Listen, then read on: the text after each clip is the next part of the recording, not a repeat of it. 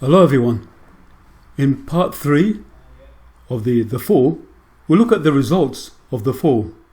What actually happened? What's the consequences of the fall?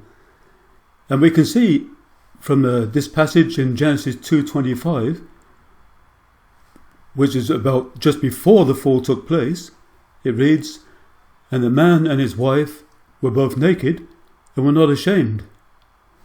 We read a few verses later, after the fall, it states, "And the eyes of both of them were opened, and they knew they were naked, and they sewed fig leaves together and made themselves loincloths." We can see from before the fall, they were naked, had no shame. But after the fall, they became ashamed of their naked bodies. There's a mistake there. It should be Genesis 3:7, that one. But we can see it's human nature to feel guilty from the part of the body that's committed a crime. If they were guilty from eating a fruit, a literal fruit, they would have covered their mouths. But they covered their sexual parts, very clearly indicating that the area of their body that committed the sin was their sexual parts. So the first thing was lost is God's ideal.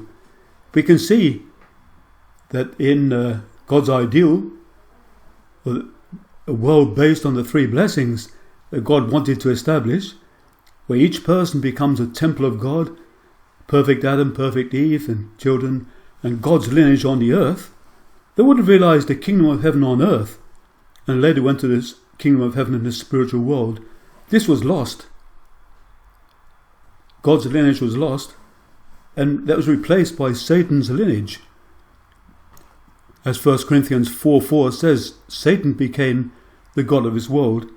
Even Jesus said the ruler of this world is Satan. And this is so true. We see when we look at human history, it's been an evil history. It's been full of wars, crimes, all kinds of terrible things, because it's been ruled by not God but by Satan. And people have been living in hell on earth, and when they passed over to the spiritual world, they went to hell there. And because of this, all of Adam and Eve's descendants were born into Satan's lineage with original sin, which means we're born with the sin. Psalm 51:5 states, "Behold, I was brought forth in iniquity, and in sin did my mother conceive me." And 1 John 1:8 states, "If we say we have no sin, we deceive ourselves, and the truth is not in us." So we're all born in sin, original sin. Having original sin means that we're in Satan's lineage, and only the Messiah, only Christ, can remove that. So we really need to understand our own need for salvation. It's right there that we're born as a descendant of Satan in Satan's lineage with original sin.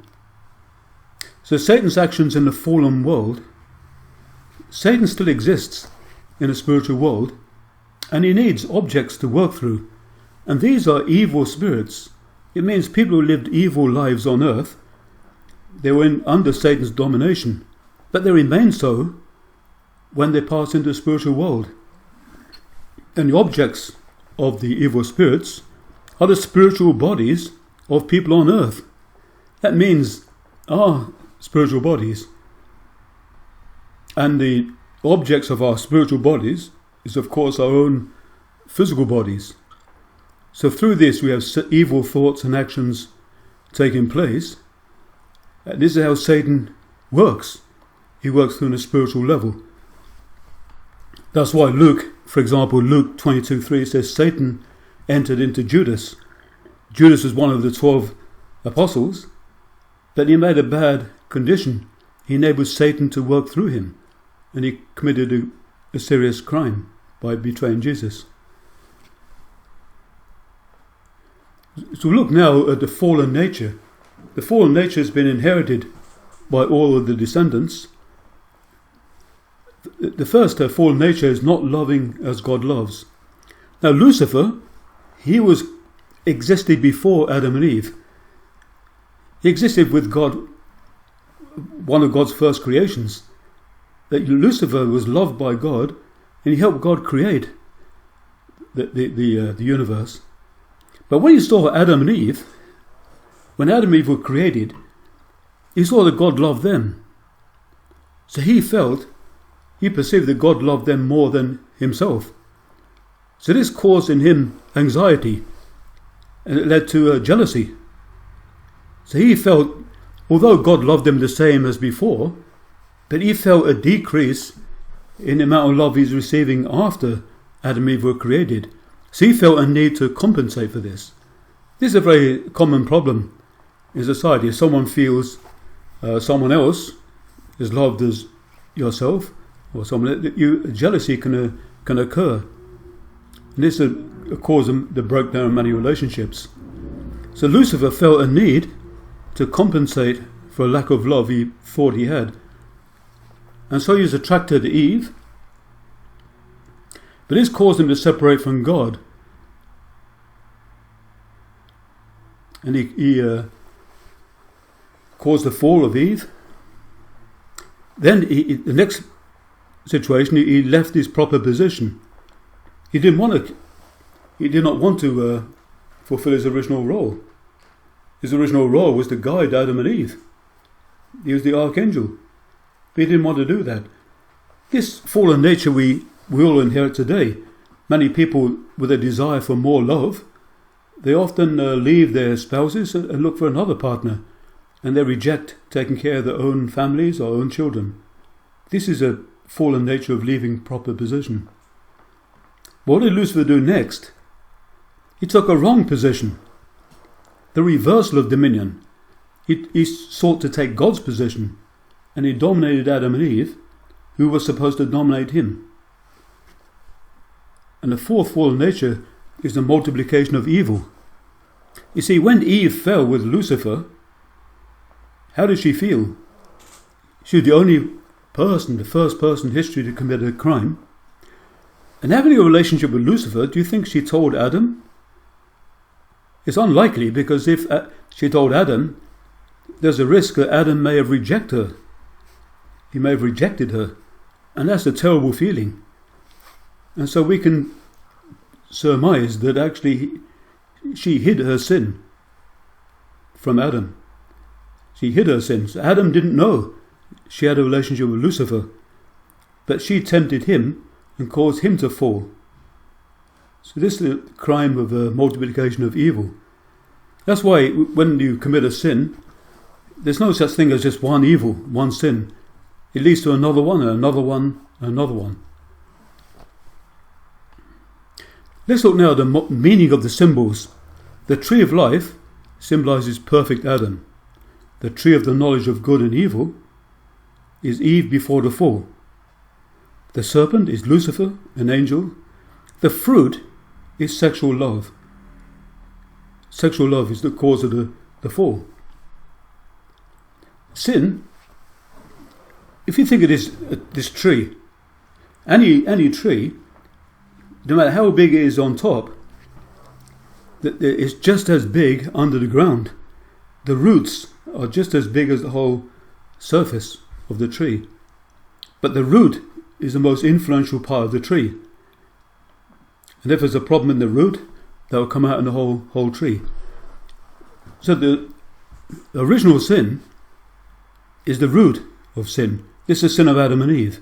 Because of this, it leads to the trunk is a hereditary sin. Because Adam and Eve sin, all their ancestors commit sins. And then leading from the trunk, the branches. The branches represent collective sin. Whole societies, whole nations commit sins together. Genocides fit in that category. And then the leaves, this means individual sin. The sins that you or me or anyone commits in their lifetime. So actually, trying to cut off the leaves of a tree, it may seem futile. We make efforts to cut the leaves, but of course that their leaves will grow again tomorrow. So, religious life was an ongoing effort to remove sins. But unless we remove the original sin, there will always be sins coming again. So only the Messiah, only Christ, the new Adam, can remove the original sin. That's why Christ comes as a new Adam, born without original sin, and has the capability to remove the original sin as a new tree of life and create God's lineage on the earth. What's the purpose of the commandment? We saw in the first lecture, the principles of creation, we grow to perfection through 3 stages. There's a formation, growth and completion stage. Actually, why did God give the commandment? We saw it was not a test. God would never test Adam and Eve by means that would cause their death. But we can see it was not a test, because God loves human beings, He loves us. But rather it was a guide. Because if God did not give the commandment, they could have fallen any time. But God warned them not to eat the fruit, don't have sexual relations until you reach perfection. But after reaching perfection, they've gone over the line of perfection, they're one with God, and after becoming one with God, reaching perfection, it's impossible to fall, because God's love is so great, nothing can tempt man or any mankind from that. So as the commandment, do not eat the fruit, was a guide for our life. So the human heart, after the fall, so originally there was true love. But now, since the fall, we've inherited fallen love. So that's the real contradictory state we're in. We have true love, pure love, but we also have fallen love. And they're diametrically opposite. And fallen love is the part of us that relates with Satan. But true love relates with God. Fallen love leads to evil, true love to goodness. You know, God loves us and Satan loves us. What's the difference? God says, my children. God sacrificed for us. He loves us, cares for us. Satan says, my people, my slaves. See the difference? Satan uses us, makes us his slaves. But God loves us. He cares for us. Even when we're old, we're dying, He still loves us forever. So, Proverbs 4:23 states, guard your heart with all diligence, for from it flow the springs of life. It's from the heart that comes life. So if you commit a sin of fallen love, you destroy yourself most fundamentally. In Matthew 15:19, Jesus states that a long list of crimes, sins, all come from the heart, the corrupted heart. Now, why is Eve called the tree of the knowledge of good and evil? It shows very clearly that the 2 possible ways she could have gone.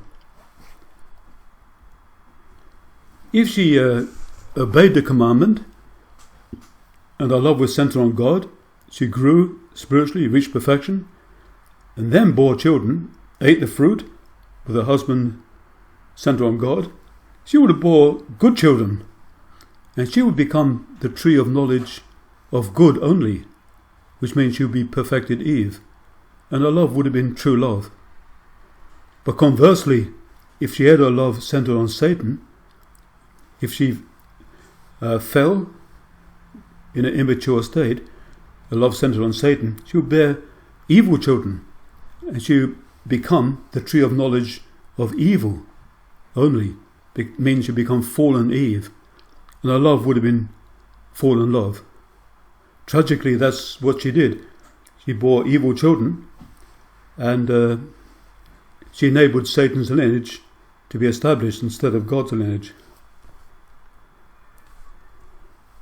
So this is actually the real serious situation mankind has been in ever since the time of creation. God didn't fulfill His ideal from this point of view.